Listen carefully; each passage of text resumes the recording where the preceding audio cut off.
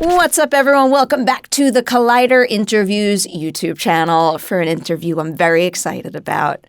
Because my old ass is going to be one of my favorites of the year. Writer-director Megan Park, congratulations again. Thank you. I'm so excited to see you again. I'm so happy. So happy. I said this to you at Sundance, and I said it to Maisie just now. So at Sundance, I was very confident in saying your movie was going to be my favorite of the festival. Very much was. That's now so we're in August. Like, we're well through the year. I would crazy. genuinely be shocked if this movie was not in my top 10 of 2024. That's so sweet. It's cool that it hasn't changed. I think the idea, I truly think this idea is absolute genius. Thank you. I mean it. Speaking of that, my first question for you is about writing the script. Yeah. Can you tell me what idea number one was, like the core concept that started it all? Yeah. But then I also want to know if you had a break story moment, something you came up with along the way that made you think, like, it works and it's whole now. Well, I think everyone assumes doing mushrooms was like the entry point, but I think doing mushrooms was the break, like the story break for me, because I think it started, I was like home in Canada during the pandemic. I was so nostalgic. I just had like my first baby and I was staying in my childhood bedroom and I was like, what's so weird to think about, which kind of ended up being a bit of the Chad monologue in the movie where it's like, wait, there was a time when like my whole immediate family was all sleeping under the same roof for the last time and I didn't know it. And like, how would I have, but I'm also the type of person where if I know something's the last time, I feel like it ruins it for me. Like I get too anxious, and I'm like, I'm trying to soak it all in. So I'm like, maybe it's a good thing I didn't know it was ever the last time. And I was also remembering how much I used to love making up dances with my friends in school and like to Spice Girls and whatever. Of course it's like, to Spice Girls. Yeah, of course. And then I was like, wait, there was a time we just did that for the last time. That's so sad. And I think that just made me feel really nostalgic and start thinking about like, what would I tell my younger self? And then I think coming off the heels of the fallout, I was like, that was such a heavy headspace to be in for so long, understandably, obviously, and very much a story I wanted to tell, but I was like ready to be in a lighter place mentally, both as a writer and a director on set and stuff. And I was like, I really want to do something about giving your younger self advice, but ultimately it being sort of this like two-way street and really like the older asses like lesson. And I couldn't figure out a way into it that didn't feel super like, I don't know, sci-fi and like, I don't know, like time butterfly effect-y, which I didn't want to spend time in that place.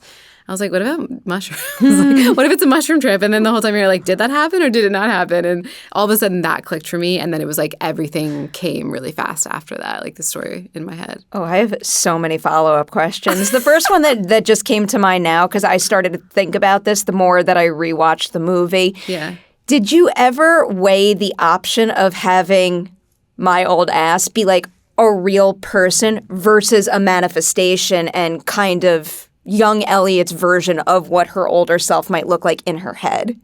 Yes. Like more of an exact replica, you mean? Yeah, like the real deal versus just what she imagines the real deal is. 100%. Yeah. And I think that like it was a discovery for me, even how much old ass was going to be. Like, can they connect via phone? Is it better to just have her appear? And, you know, like there were so many questions that I kind of figured out along the way. And honestly, so much of it that we changed in the edit even too, that we were like, because you ended up loving, everyone wanted to see more of old ass, you know, and like they obviously, and Aubrey being amazing. So it was sort of this delicate balance the whole time of walking that line of like, it's a buy-in, you know, like you either had to be into it. It's like 13 going on 30, like dust fucking falls on her head in the closet and you're like, I'm in, you know?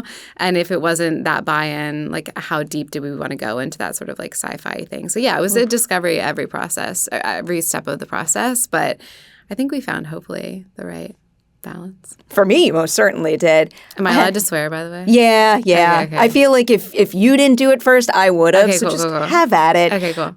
I do have a lot of like story and rule questions, but before I get there, I want to talk a little bit about casting because you already brought up the fallout. In that movie, you have Jenna Ortega as your lead. Yeah. I'm pretty sure it's safe to say she's like the biggest star out there right now. So cool. I think Maisie is on a very, very similar path. Yep. When you're casting, I got just full body chills when you said that. I'm like her like proud second big sister. I'm like, oh. I don't blame you. There's definitely that kind of like that special indescribable screen presence to her that I think is just like purely her and not necessarily something one can learn. Oh, no, absolutely. Yeah, she's got that sparkle, that like joie de vivre. And I met her in passing through the fallout because she did a song for the movie with her sister. And I remember feeling that way around her. I was like, gosh, she's so refreshing. There's something so unique, so special about her. And then when I was writing the movie, I at a certain point started to think about her. And I was like, God, I wonder. But she wasn't full-time acting and more doing music and more just like living her life in Nashville. I didn't even know if that was something she'd want to do. And it was funny because when we sent her the script, she was like, wait, I have a boat too. That I got a boat and I don't have my boating license. There's all these things that started coming out that were so similar. And I mean, the second she sent in a tape, I was like, holy, because you don't know if somebody can harness that always and translate it on camera. And I was like, if she can do that, holy shit, like she's unstoppable. And it was like, not only could she do it, but she could do anything, like anything. I'm so excited to just see what she does for the rest of her career now. I'm like obsessed. Oh, I believe it. Yeah. I believe it. I'm very much here for all that. Yeah. So she's a unique force and so is Jenna, but is there any shared qualities the two of them have that, signal to you they're good collaborators for you, but they also have that potential to really soar in this industry? 100%. I remember meeting Jenna. We went to coffee and her mom came because she was like 17 or something. We had this meeting and there was such an intelligence to Jenna and just this immediate – I started acting when I was young, but not as young as they started. I mean, Maisie was on Nashville when she was like 7 and Jenna's been doing it forever. But there's definitely an understanding of kind of what that's like and how people don't take young actors. They definitely didn't when I was acting very seriously. And I think there was a way that I always hoped to be treated on a set or hoped to be, collaborated with. And I really tried to create that kind of like environment and that back and forth. And there was such a maturity to both Jenna and Maisie, but yet such a playful innocence at the same time, which is really rare. And they both had such a incredible intelligence and knowing for somebody their age. And they both also really like to not over-rehearse, which is also my vibe, I think, as a director. I'd rather just sit and talk about the scenes and talk about what's happening than like run the actual lines and they're both very much like that. And I was like that as an actor too. And so that I think was an immediate chemistry click too in terms of how the actual process of the prep would go and the rehearsal process. Oh, I have many follow-up questions. I want to go to what you just said. So you said that that's your vibe as well. Yeah. How do you adapt when you're working with an actor who has a different approach to the work and maybe finds it important to rehearse, and really dig into everything like that? Well, I think being an actor for so many years, I worked with so many different types of actors. So I will say that I think I got used to you have to navigate that. Like sometimes you don't want to sit and run a scene 10 times, but your scene partner needs to do that. And so you have to find a way to do that doesn't kill it for you in the process. So very quickly you have to figure out what each actor needs. But I think for me, it's always important that the person that I'm working with every day who's the center of the movie has the same approach overall as me, because otherwise it's just going to be like a constant – it's going to be hard. I mean – maybe I'll have to do that at some point and I'll have to figure it out. But I think one of the reasons why Jenna and I and Maisie and I had so much success was because we had such a similar process and were able to just like look at each other and understand what that meant and just kind of have that unspoken connection through the whole process, like rehearsal, being on set. Because things are always going wrong and, you have to be able to, problem solve. But there's a very like similar energy match in how we approach things. I'm trying to remember all of my follow-up questions as they pop into my brain.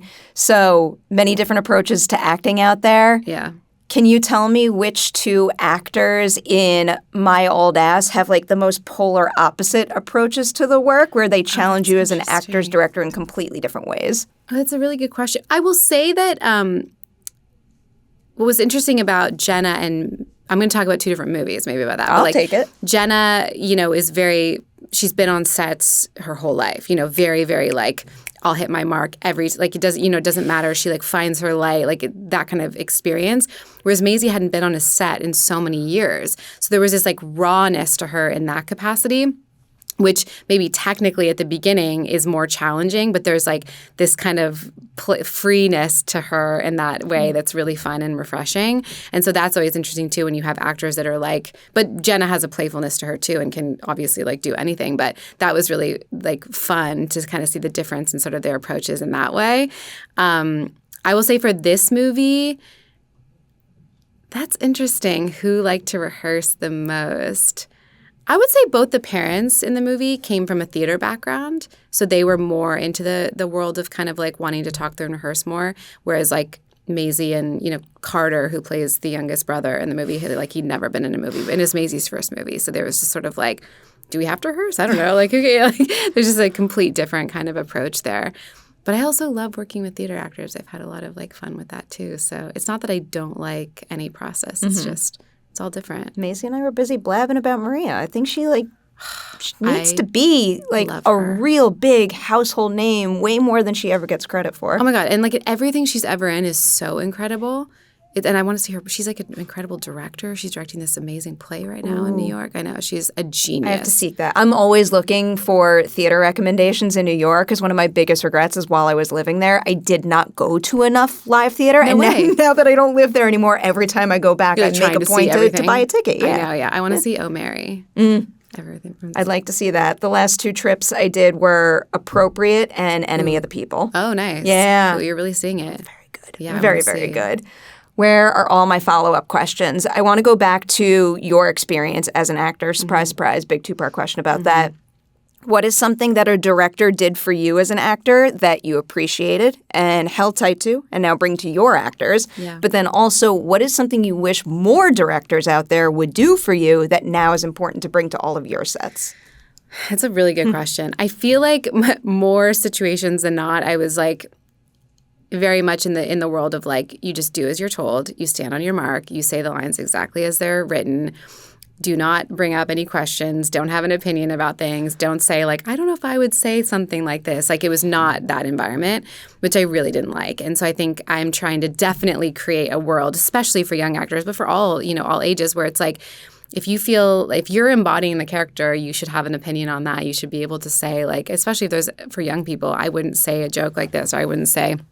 Or even I wouldn't wear an outfit like this, if I think that's all really important to me to create a vibe on set that people can say that, especially young actors, especially young female actors. It's so important to me because that was a rarity when I was in front of the camera.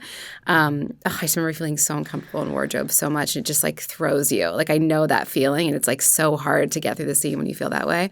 But I would say I worked with a lot of actors turned directors, and I was doing TV, which was interesting. And they were all really inspiring to me to pursue that path. I remember Jason Priestley did so many episodes of the show that I was on, and he was so encouraging to just try. Hey, sit on the dolly. Do you want to try operating the camera? Do you want to try this? And I'd never thought to I didn't think I was allowed to do that sort of thing. And he was really encouraging of all the actors to hey, do you want to sit in on the writer's room? Do you want to come watch? He was very open to allowing the actors to experience the other side of the camera and see if they liked it, which I think definitely piqued my interest, which was cool. I don't think it's a necessity, but I am a big believer that anybody on a film set, if they know even the tiniest bit about other people's jobs, all ships rise. Yeah, it's there shouldn't be this hierarchy of everyone stay in your own corner. I hated that vibe when I was on sets, and I think that's the opposite of creating a creative, a healthy environment. I'm shocked I remember my last follow-up question based on one of your earlier answers. You mentioned that on a set there's always challenges to overcome. Yeah. Can you name a time on the set of My Old Ass when things weren't going to plan, you found a creative solution, found a way to pivot, and now the scene is better off because of it? Oh, interesting. That happens literally every day on a film set, especially when you're outside filming on boats, filming with bears. Ooh. I'm trying to think what was one where I would say that all the boat stuff was really interesting because how much can you storyboard and shit for shooting out on boats and what you're going to get behind it. And for so much of the movie when Elliot's just driving the boat and carefree, first of all, I would lose my reception on the monitor of the follow boat. I couldn't even see what was going on. So I'd have to just be go for it, and let me know how it looks. But I think when we were just able to be you know what, just fucking take that boat and go out there. We're going to, have someone on the little thing. I don't know what's happening. Just go for it and have fun are some of my favorite moments between the 3 actors and between her and Chad and just all the Elliot solo stuff. There was a freeness, I think, especially at the opening montage when we're all just screaming and having fun. And so much of that stuff was just kind of on the fly. A lot of it was on the fly, which was scary to surrender to, but at the same time, I think that's when you got so much magic. So authentic, too. Yeah. I think the way I described it to Maisie was like that authenticity makes it so like literally the second the movie begins, the world feels real and whole and just instantly envelops you in that reality. Thank you. I love movies like that where you're like, was that scripted? Or you're constantly asking that. Like, that's the best. I love stuff I do love that feeling. Yeah. Of all the scenes in the movie, which would you say changed the most from script to screen? Ooh, I mean, the closing shot of the movie was the opening shot of the movie. Interesting. Yeah. So that was a pretty drastic. The movie opened originally with Elliot driving the boat by herself, and it was like, I think I had at one point I wanted like a Shania Twain song, and it was like a whole totally different opening. So once we got in the edit, it changed quite drastically. So that would be probably the biggest switch. Interesting. Interesting. I like I think there was switch. a cranberry dick in the bog too. That's how it used to end. Which has to be somehow in the special credits. There was like her and her brother make a giant dick out of the cranberries. Amazing. In the bog. Yeah. Amazing. Yeah. Maisie also just told me what it said on her necklace. What did it say? I think now I'm going to say something like weird that isn't exactly that. And it's like, why did my brain word it this way? It's something like kiss me in my pee hole. Oh, kiss me where I pee. Where I pee? Did I just say pee hole? Pee hole. I think it did say that. Did it say pee? Did I just make up pee hole?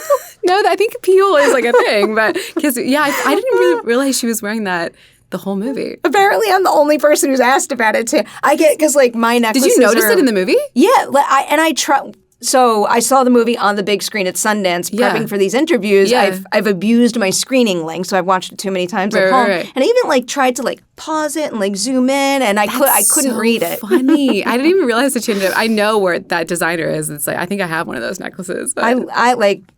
I have this one, and then like these guys and like they mean something to me. So whenever anybody has something in a movie, I like need to know what it means to the character. You'll have to look for like there's this artist named Porus Walker who makes that. There's a shirt that Jenna wears in the fall. It says butthole. It's like bright orange shirt that became like one of the posters, and it sold out afterwards. And we have a bunch of his art hidden all over in the fall and in Elliot's room and all over. And he makes those like boob pajamas that she's in. I don't know if you noticed those. I was busy looking at all the art. And then I got really distracted by the Saoirse Ronan wall. So oh my God, how good is that? Brilliant, that was so absolutely good. Brilliant. All right, now is when I get into all of my specific like nerdy rule world building questions. Okay, and I'll preface maybe some of I won't these. even know the answer. I mean, but really, I'll preface some of these questions by saying like it's not necessary. I do think you hit the pitch perfect balance between giving enough but not over explaining to the point of like ruining the reality of the situation. Right. Actually, this first question doesn't really lean too hard into rules. I'm just curious, performance-wise, how you settled on this particular reaction for the two Elliots when they first saw each other, because it feels like the creative possibilities are endless. Like they could have been shocked and run away, but instead you have what you have. So how did you land on that? I think that it was always like a little bit kind of, I wanted older Elliot to be just more chill because she's technically the sober one, and Maisie's like having this whole like, am I high, kind of this freak out, and she's on mushrooms. But I really leaned into it once I knew it was Aubrey. Because it was like, how could you not imagine the camera panning over as her and she's like, sup, bitch, or whatever. You know, it's like, that's just so her. And I wanted to lead into that. But it was always sort of, that was always kind of the dynamic between older and younger Elliot. Like, she's kind of like watching her little young ass being like an idiot, you know? I love that. I love the two of them together. All right. Iconic. Here's where I get like a little too specific probably. Yeah, that's fine.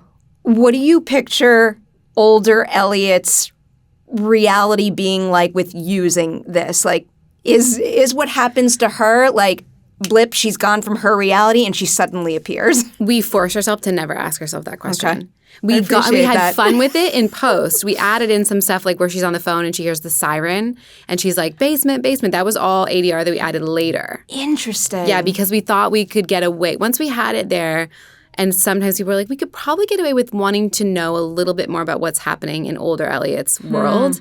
So we found places to sneak it in, but we purposely were like, the second we start, especially when I was writing, I was like, if I even start thinking about how this is affecting like that butterfly effect of her or where she is or what she's doing, I feel like I'm going to lose the plot, you know? And so I forced myself to not go there. What inspired you to add those elements in post? Well, we almost felt like we had the space for it. Once we like locked in the dynamic and we had the cut of the movie, it felt like there was little moments in the right way comedically that we could get away with sometimes sneaking it in. So we tried a few different moments and there was like the joke about like the Penelope Disick thing and the hubya and like little things like that we were able to kind of put in, but we were very specific with like how much and in what. If it got too serious, then you wanted to know more. And then there wasn't the room to do it. Then it's like a whole other movie. So effective. So it was a very delicate dance. All right. I'll lean into that a little bit more with this question. Yeah. What is a rule for what's happening that you knew you needed to like hold tight to and respect, but then also can you give us a specific example? I guess you kind of just did with that particular question though, of something that you knew wasn't important to explain away, so just flat out didn't. Wait, I don't know how much to give away with the know what. Because that was like the North Star, right? Okay. You know what I'm talking about. I do know what you're talking about. And That's also fair. in terms of like how that dynamic and when that dynamic changed and how long it's been since that all went down. Like that whole thing was very tricky and also very tricky not to give away. There was a whole scene with Maisie and Aubrey in the lake in addition to in the mushroom trip thing where they talk about that a lot more. And then it was interesting because in the edit we were like, fuck, it gives away way too much. And it was a big risk to like cut the whole thing because it also helped set up a bunch of other things. And so we actually had to reverse engineer. My favorite thing is that the point of this interview is to make sure everybody out there goes to see My Old Ass. When you see it, you're going to come back and you're going to know exactly what you're talking about. I know, it's tricky. It's tricky because it's like everything from like the marketing to you have to be so careful in how much you're revealing. For what it's worth, I think you're all hitting the perfect balance because you've got that really catching, inciting incident that really clearly conveys what the movie is about, but there's also so much more left to discover when you actually watch the film in full. I'll lean into that actually a little. I want to talk about Sundance and the reaction to the film there. Insane. Truly, I mean, not insane because it's well-deserved. You made a good movie. That is the exact response it should have gotten. Is there anything about the response to the movie, though, that has surprised you? Like something about it that has touched people in a way that makes something in the movie more powerful than even you ever realized? It's hands down old dude's reaction to the movie. Ooh. Yeah, I was never in a million years expecting that. Like I hoped that young people would like the movie. It's about young people. I hoped that, women my age, and you always hope everyone's going to love it. I never expected the amount of like old, not to be mean, I'm not trying to be like old, but just like men over the age of 60 who've come up to me and been like, I was so moved by this movie and cried and like felt so, I would just never in a million years would have thought that this movie would speak to them in that way. It's been such an incredible surprise, but like honor. I feel like that's a tricky demo with a movie called My Old Ass to like get that kind of reaction. Yeah. And I had my friend brought her husband to the Sundance, and he's like an actor and kind of like well known and like hard, like a little bit like hard around the edges. And he was like, what's the movie about? She was like, I think it's like a time travel movie about like doing mushrooms or something. And he cried for like 8 hours after the movie, and he's somebody I never would have expected to have that reaction, and still like texting me like, I just thought about this scene and like cried or whatever. I'm like, what? So that's been really really amazing, and just the amount of people that are like, I went home and like called my mom or like that's really wild to me. Doesn't surprise me to hear that. I love how I'm about to like review your movie to your face, but I feel like one of the most special things about the film is that it's so respectful of Elliot's specific situation and what she's going through, but it also has a universal quality because I think the core concept is so smart that it will inspire anyone to take that idea and apply it to their own life. And so like you get the best of both worlds that way. It's been really like cool also just to hear when they do like these test screenings and stuff for the movie, like the takeaway from it is so universal in terms of like just time passing and nostalgia and all that kind of stuff, but just to hear like what younger people take away versus kind of what we've been calling the young asses and the old asses. There is like a different heaviness to I think the messaging for the old asses, I will say. I don't want to lock you into making this concept over and over, but it is something that I have thought about because I feel like this concept is so damn smart and could really thrive as like an anthology series if you had the opportunity to explore another story with another young ass and old ass, maybe at a different point in their lives, different type of situation. What might you choose? Oh, that's so interesting. I feel like it's so universal and there's so many different ways you could go. I feel like it would just be fun to see Aubrey as the young ass and then kind of go even, who wouldn't want to see that? I would want that, or like not to cut Maisie out, but or like a sister movie where it's the same thing but from Aubrey's perspective. Totally, yeah. Like what is happening in Aubrey's world, and it's endless possibilities. I've really. Clearly thought about this a lot. I know. I'm like, you pitched to me. It sounds great. I like your idea. Like 7 months. I also wanted to. I feel like I've kept you too long. I think we're still good. I'm not getting a look. I want to talk a little bit about getting distribution at a film festival because I feel like that's something that nobody talks about nearly enough. So I guess I can apply this to my old ass or the fallout for that matter. What would you say is the most surprising thing you learned about what it takes to sell a film at a film festival? Well, South by with the fallout was totally a different experience because it was all during COVID. So it was all virtual. I was literally, it was my first movie. I had no idea what to expect. I was sitting at home. The festival director calls and was like, you won the grand jury prize. You won best director. You won the audience, whatever. And I was like, what? And then it was like, congratulations. We'll send you the trophies in the mail. And then it was like, that was it. And then I got a call the next day. It was like, HBO Max wants to buy your movie. So I was totally removed from that process, I think just because of circumstance and the whole situation. It was incredible that it turned out that way. And so this was really crazy because not only was it my first time even seeing a movie I'd made with an audience, I've still to this day never seen The Fallout on a big screen with an audience. Like it was so weird. We did like a special screening in LA with just like some people that worked on the movie, but that's it. Like I've never just seen it with a random audience, which would be incredible. I would love to do that. But to see it with an audience and to get to experience that whole thing and then to be in those meetings with those sales conversations and to hear, people kind of like, talking about why they want to buy the movie was really interesting and educational. And I kind of just relied on the producers who obviously that's their job. But it was really also important to have a gut check and be like, who understands what the movie is and understands like how to get it to the people that are going to enjoy it. And, we found like the perfect home for the film. And it was such a, I'm so grateful. But it was definitely like a whole different, very like businessy, crazy experience to see that side of the industry because I've never been a part of that before.